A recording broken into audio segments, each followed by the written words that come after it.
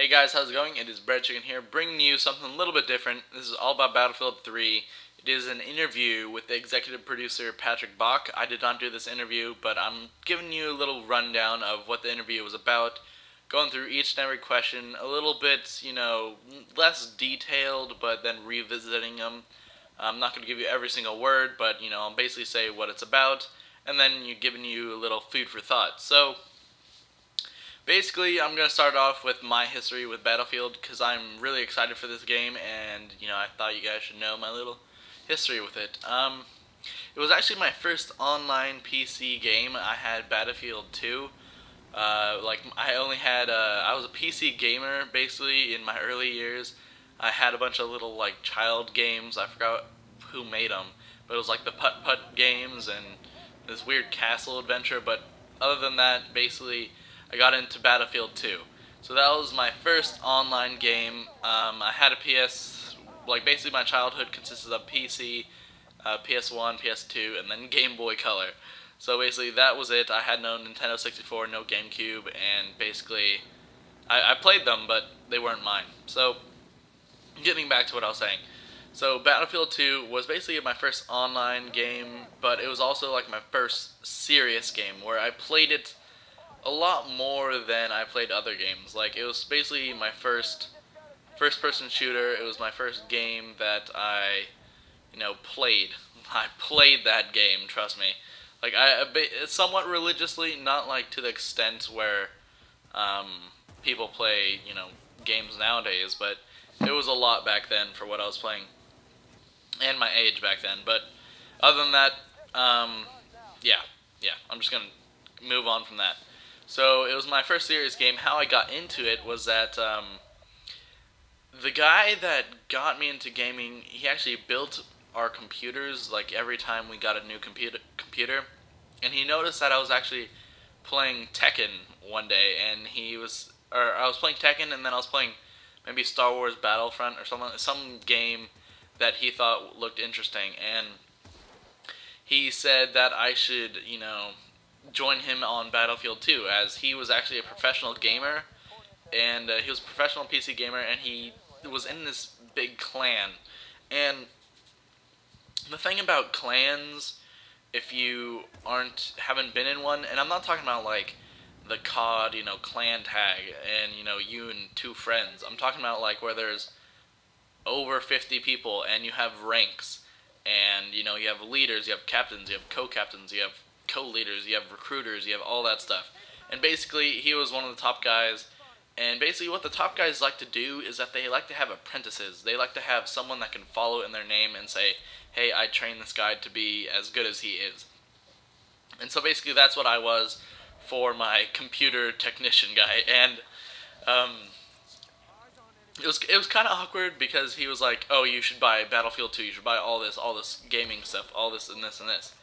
And I went with it for a little bit. I was all on the Ventrilo servers, that's for voice chat and stuff. And I had this headset, and I was all geared up and ready to play. But it seemed like I wasn't as good as he'd hoped me to be, and I didn't have all the Special Forces add-ons, and I, sort of stopped playing PC for a while. So that never really worked out. Maybe if I had become his apprentice, and maybe I would, be somewhere. I would be MLG or something, but PC wasn't really my style. I was too in love with Tekken and Star Wars Battlefront, so that's where I kept it. Yeah, so that's basically my life with Battlefield. That took 4 minutes or something to get through, but back to the interview. So I'm going to start off with question 1. Here it is. It's with Patrick Bach, the executive producer, who's answering these questions, and this is basically how it went. So question 1 was talking about Battlefield Bad Company, which they said when Bad Company was released, it was basically a big game, which it sort of was. It was more popular than people thought it was going to be. But that was sort of what surprised people, is that there was no DLC, there was no maps, there was no nothing for 6 to 8 months. And the question was, do you plan on changing that approach with Battlefield 3? So why this makes me mad is that they've already changed it. I mean, with Bad Company 2, they've had all these maps, these, everything, updates, the Vietnam pack. I mean, basically, they've already fixed this problem, but Patrick still answered it. He said that they didn't know that Bad Company was going to be as big as it was, so they were surprised by that. And that extra content actually takes a while to develop, and then it takes a while to put on the net. So by itself, if the content is done, it still takes 2 to 3 months to get to the PlayStation Network, to Xbox Live, to PC networks. So basically, that's how he was saying it. They needed to develop it because they didn't know that it was going to be so popular. So they had to actually make the stuff, and then it took months to do that, and then it took months to put it on. So it wasn't really their fault. They just were taken by surprise. But then he leaves a nice little line at the end of that statement. He says that they have a lot of interesting plans for how to keep the attention of the players. We can do better in that area. So I was a little confused at what he meant by this, but I was guessing that they're going to have a lot of little updates, maybe, like, so you can tweak maybe personal customization and stuff like that, and that'd be really cool. Maybe have like this online marketplace sort of thing, like sort of like they have. I don't know if any of you have played the Battlefield free-to-play edition or something like that, where you can actually rent equipment based on your skill points. Like you can rent new guns and stuff like that, and that'd be really cool. Just like have constant stuff like that going, or like Battlefield Heroes has a bunch of content like that. That'd be pretty cool to constantly update that stuff. I don't know what he was exactly saying by that. Maybe he was just sort of brushing it off, but I thought that was a little neat little answer. Moving on to the second question.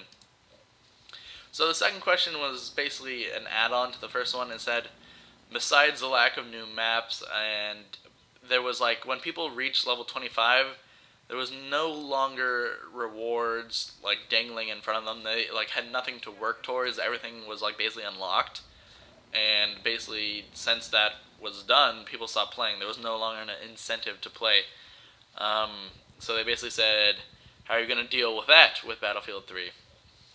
And so he said, well, once again, we didn't really know that people were going to play it that much because we didn't know people were actually going to buy our game. So that they didn't really realize that people were going to play Bad Company that much, because it honestly, in Bad Company 2, it takes a long time to level up.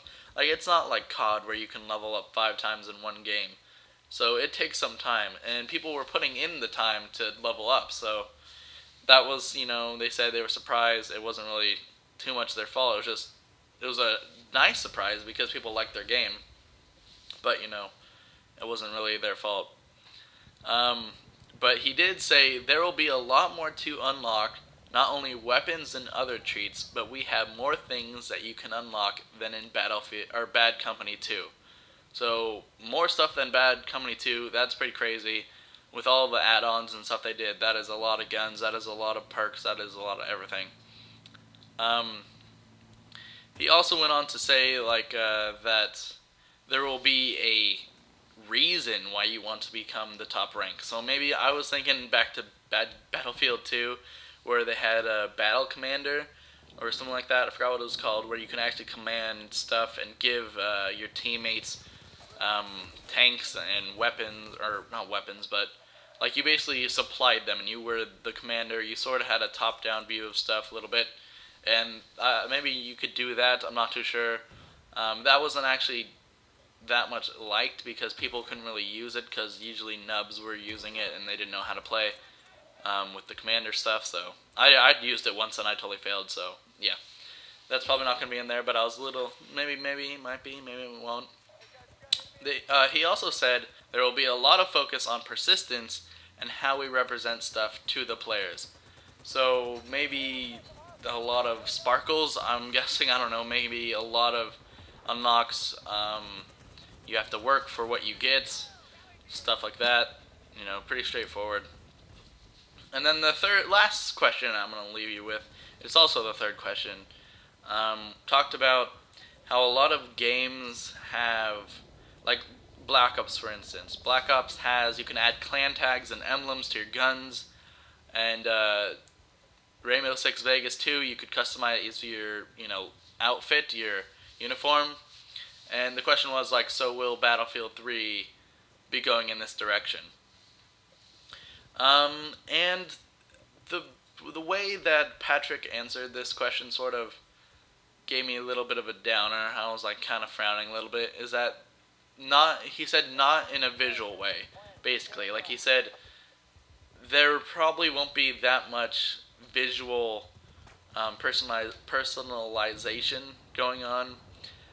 He said that it's clearly Team A against Team B, and if you have custom uniforms, it'll screw up everything, and it's not A and B, it'll be, you don't know who's who, you don't know what you're shooting at.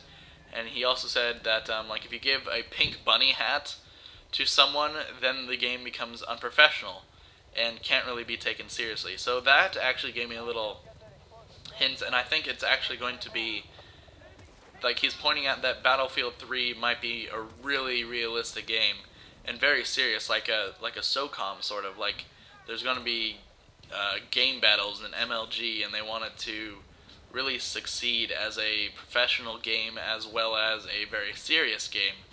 I'm thinking that's cool that they're saying that, but I'm kind of disappointed that you can't really add much visual stuff to your characters. But then again, Patrick also says that your friends will be very happy when they can see what they can do to their soldiers.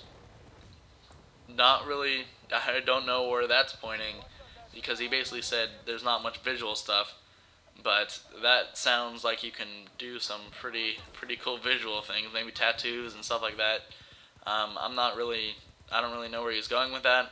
This video is running on a little bit longer than I'd like, so I'm going to wrap it up.